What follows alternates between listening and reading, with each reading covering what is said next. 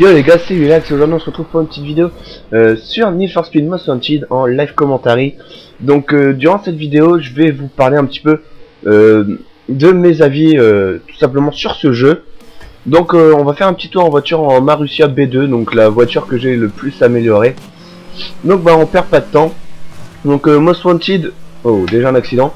Most Wanted est sorti il y a pas longtemps, il y a à peine une semaine je crois. Je dois vous avouer que c'est un jeu franchement qui m'a étonné. Je l'attendais depuis longtemps déjà, car celui sur PS2 tout le monde le connaît et était tout simplement magnifique. C'était peut-être même le meilleur Need for Speed. Et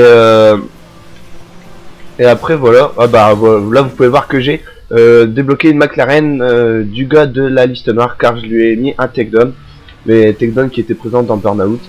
Donc pour en revenir, oh putain merde, pour en revenir un petit peu à mes avis, je trouve que c'est un jeu qui est franchement énorme. Vous pouvez voir, enfin non, vous pouvez pas voir, mais je vous le dis, il y a quasiment aucune voiture, on va dire, qui n'est pas une voiture de sport ou quelque chose comme ça. C'est tous des voitures dans ce style, des Porsche, des Lamborghini, des concept cars comme par exemple une Alfa Romeo concept car, des trucs comme ça. Donc voilà. Après, qu'est-ce qu'il y a d'autre qui est vraiment énorme? Oui, vous trouvez des voitures donc sur dans des endroits paumés dans la route, par exemple. Vous pouvez en trouver.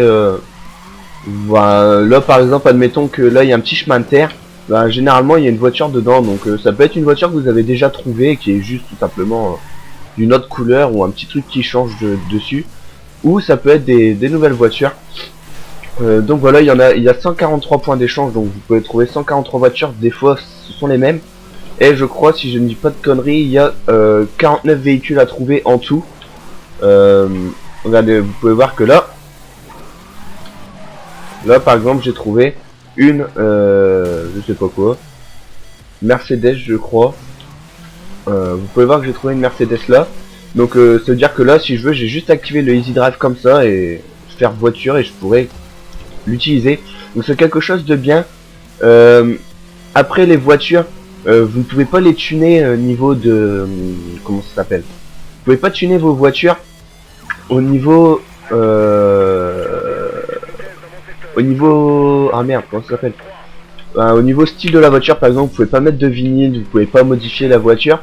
Vous pouvez juste la tuner au niveau des performances en les débloquant sur des... tout simplement sur les courses que vous devez faire. Et voilà, après vous pouvez avoir les trucs en pro en faisant les défis, par exemple sauter 60 mètres, blablabla. Là vous pouvez voir que j'ai une nouvelle course Most Wanted qui est disponible. Donc j'irai la faire peut-être tout à l'heure, je ne sais pas. En tout cas, voilà, c'est ça, vous débloquez des speed points et vous affrontez des mecs de la liste noire. Donc ça aussi je trouve que c'est un principe bien fait. Après au niveau de la police, là je les ai eu pendant quelques secondes il y a pas longtemps, vous avez pu voir que je les ai semés. C'est normal simplement car ma voiture elle a quasiment tout à fond. Donc pour semer les flics c'est vraiment très simple. Mais si vous avez une voiture plutôt que vous venez de prendre par exemple qui n'a rien de tuné, pour semer les flics c'est vraiment très compliqué. C'est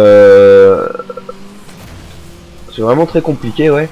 Surtout que vous n'avez pas les trucs comme dans l'ancien qui vous permet de faire tomber des trucs sur la route et voilà. Surtout en indice 6, vous avez des espèces de gros 4x4 blindés là qui vous font que votre voiture elle se prend un takedown direct. Vous avez des Porsche qui vous courent après et tout. Après, il y a encore un autre petit truc qui est vraiment sympa dans ce jeu, c'est les graphismes. Franchement, il faut dire ce qui est. Les graphismes sont tout simplement énormes. Vous pouvez voir que ça ressemble beaucoup à du Battlefield avec les lumières sur le devant de votre voiture quand vous roulez à fond.